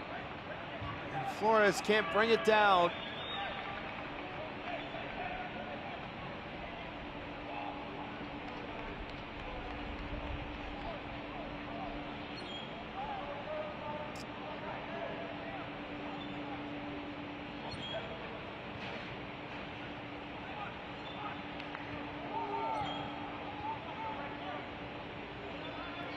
Harris pokes it along. Good tackle at the back.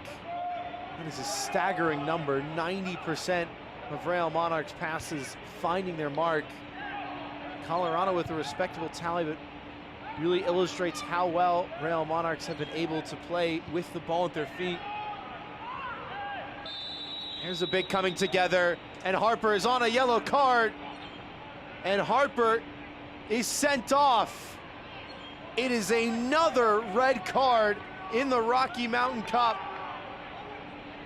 Rapids 2 reduced to 10 with just over 10 minutes left.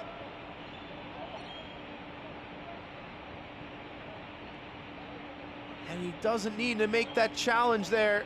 There's two defenders in support. Hezer Khani does well to fool him. A second yellow card resulting in a red card has been issued. Charlie Harper is given his marching orders. Charlie Harper in the 79th minute. And so now Mark Lowry will make a double change. It was Real Monarchs that were reduced to 9 the first time these two teams met, and they rallied to equalize. Now they have the man advantage.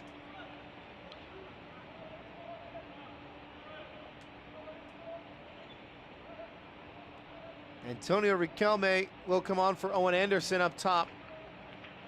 So too will Usman Torre check into the match in place of Lachlan Brook.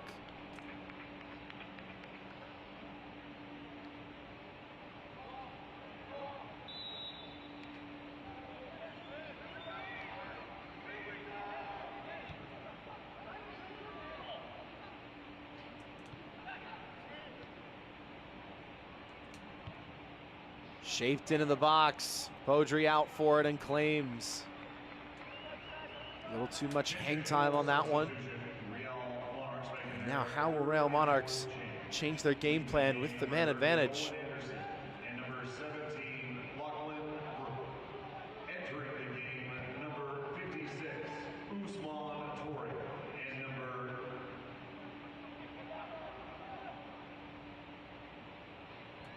And number 88, Antonio Rickhill. Substitutions made immediately. Farnsworth.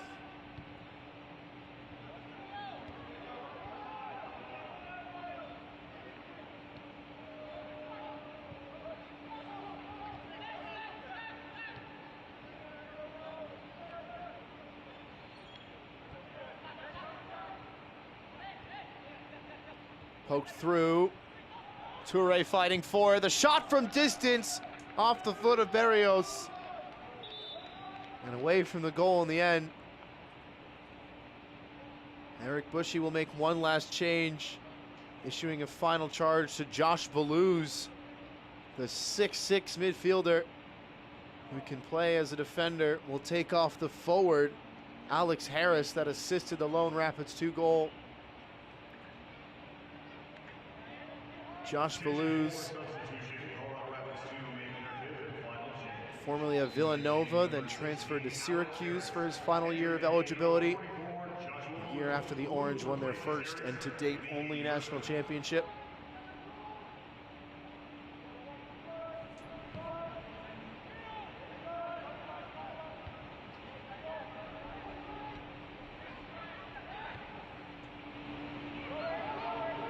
Blues will slot in at the back line. Passes by him, nearly by everybody. There's Flores intercepting at the last. Copeland now trying to scurry away and just has to get it away.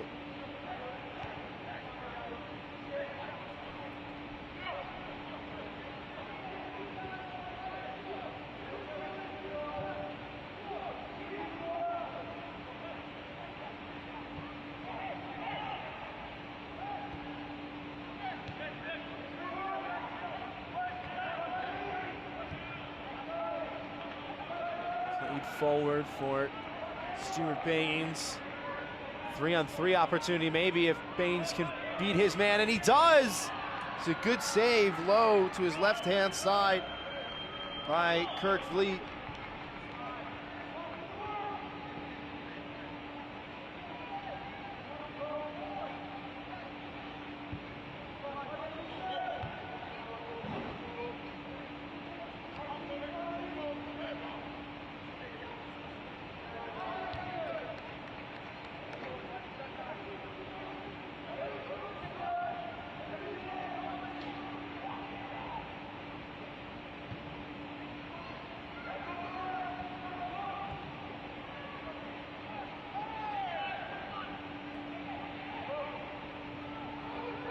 Clipped in behind for Berrios, 84th minute, stands it up, put back in front, settling is Dillon, shrugged off for now. Good 1-2 for Barayat. Moved along one more time, cross takes a deflection, was looping towards goal. Beaudry saw it all the way. Rapids 2 out of substitutions. Real Monarchs have one left should they choose to utilize it.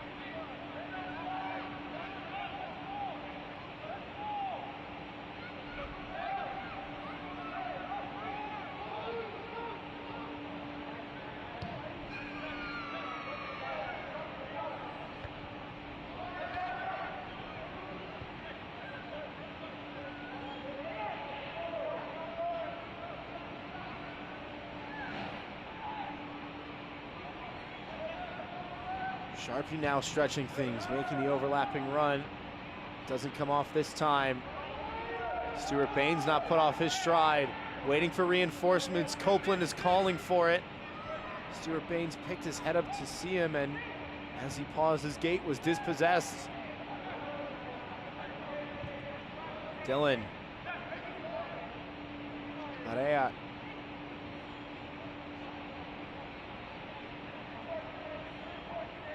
Riquelme making a run and was closed down by Baluz.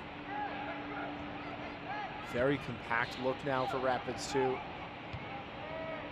That 3+1 forward line has really settled in.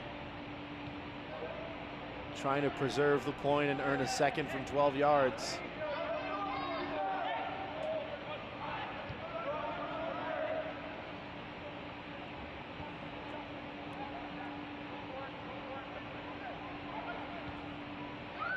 Dylan opening up, but got the ball underneath his foot.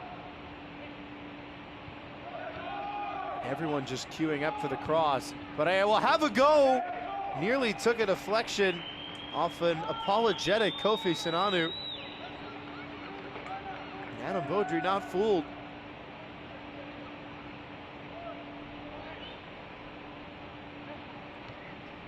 Running onto it was Riquelme. Thought it might have been a cross, but defender stuck out a leg for it.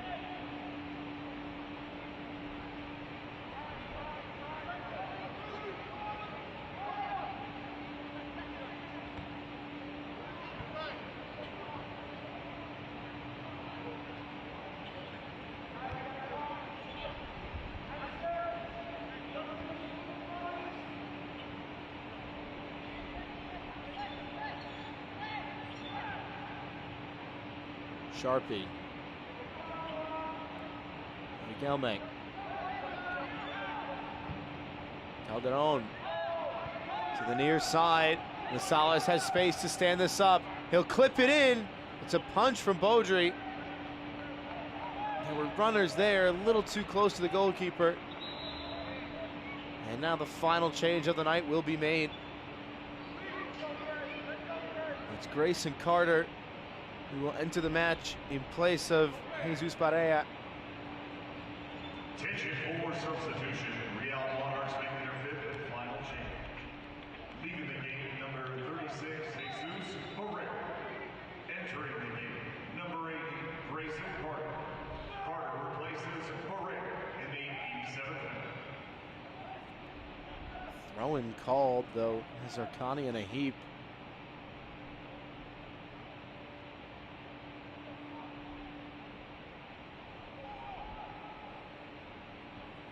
Trivella pass. Gonzalez has space! Parried well by Beaudry. The second opportunity blocked over the bar. Ruben Gonzalez feeling himself after getting his first professional goal. Nearly got his second. It's a great stop from Adam Beaudry. Riquelme reacted first to the rebound. Deflected out for a Monarchs corner. Swung in towards Beaudry, got a piece of it, was fouled, and the rebound will be chalked off. Whistle was blown before Riquelme got there. It was a great finish, but it won't count.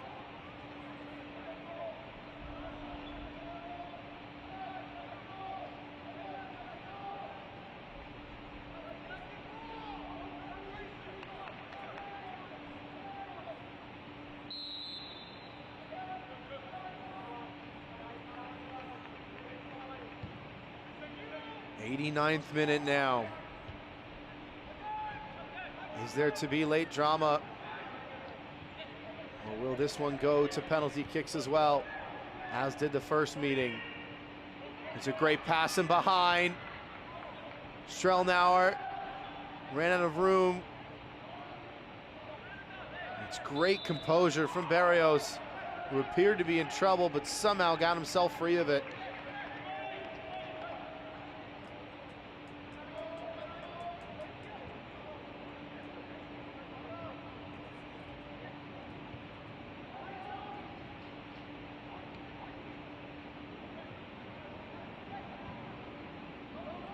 Sent forward, Hezarkani in space. Plays it across. Open man at the back post. One more pass. Great save by Beaudry. What a stop in the 90th minute Danger still present for Rapids 2. How on earth did Monarchs not cash in?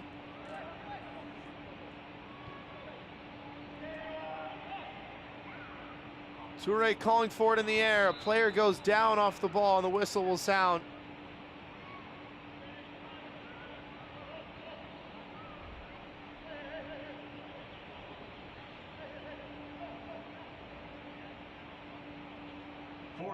It will be a minimum of 4 minutes in the second half. This is potentially a point-saving stop. 8 yards out, touch and a volley low from Grayson Carter, who only just came into the match. And Adam Beaudry got a foot to it.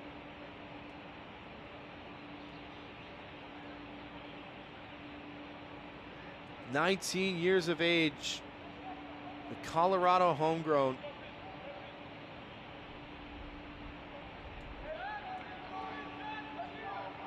Started the year as a player named to the U20 men's youth national team for a domestic camp.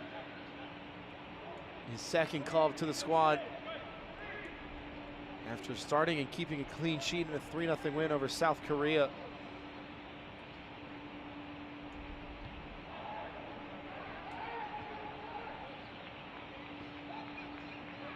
Stuart Baines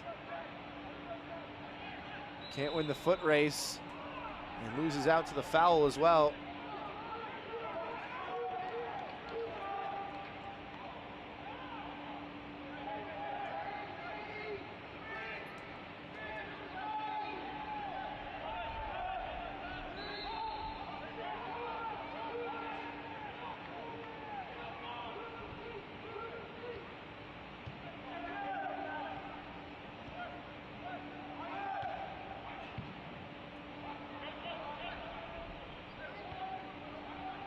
Salas, Dylan, Riquelme, everybody waiting for the cross. Trying to stay onside.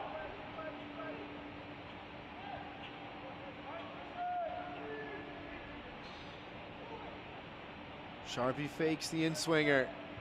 Now it will be sent in! Free header flicked over by the center back, Zach Farnsworth. Had the open look and leaned back as he went to meet it.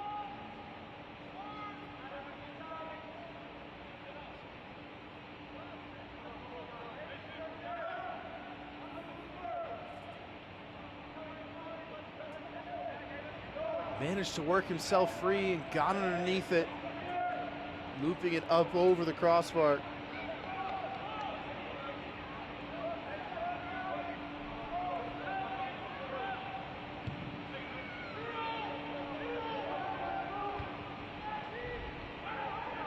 That might be a high foot, it is. Ezerkani stuck a leg up for it. It was a brave header on the part of Malik Pinto.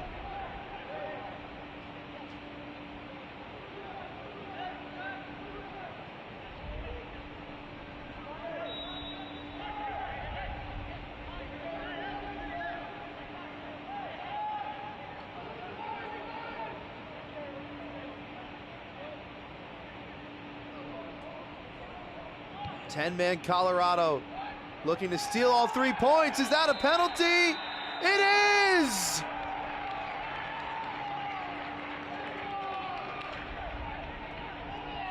Kofi Sinanu goes down in the box in the 94th minute.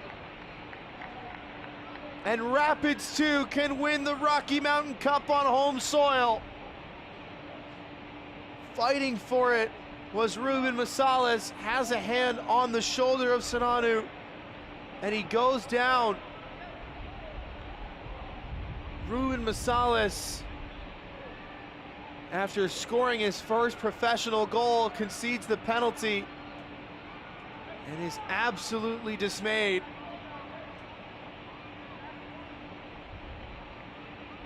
It will be the league leading goal scorer for Rapids 2, Kim Arnie Stewart Baines.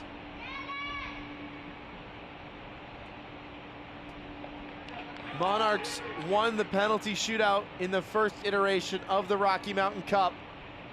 Rapids 2 can put 2 firm hands on the trophy on home soil. They turn to their talisman. The 4 minutes out of minimum have come and gone. Kimarni Stewart-Baines from 12 yards to win it against bitter rivals. And the Panenka will do it. Cool as you like. Ice in the veins of Kimarni Stewart-Baines. And the Rocky Mountain Cup will stay in the Mile High City.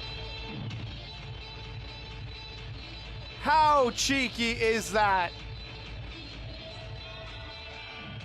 The nerve it takes to step up, pick your spot, sell the goalkeeper, and follow through with one of the most technically challenging and unbelievably daring attempts from the spot. His 4th of the season and none more nerve-defying. It was the last kick of the game to boot. Rapids 2 victorious in the Rocky Mountain rivalry. And a Panenka penalty puts a bow on a fiercely contested meeting. An unbelievable contest. And 10-man Colorado come from behind.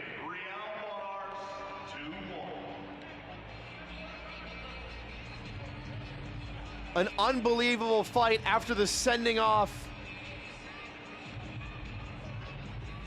Charlie Harper given his 2nd yellow card in the 79th minute, and it did not matter. Kimarni Stewart-Baines with his 4th goal and the Man of the Match award to boot. After some heroics at the other end by Adam Beaudry, the penalty won by Kofi Sinanu, and Kimarni Stewart-Baines does enough. A Panenka, in fact. That seals it.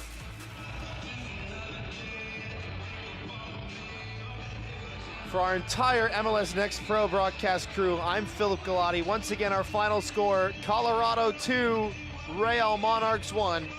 Don't forget, you can watch MLS Next Pro all season long at MLS Season Pass on Apple TV and MLSNextPro.com. Good night.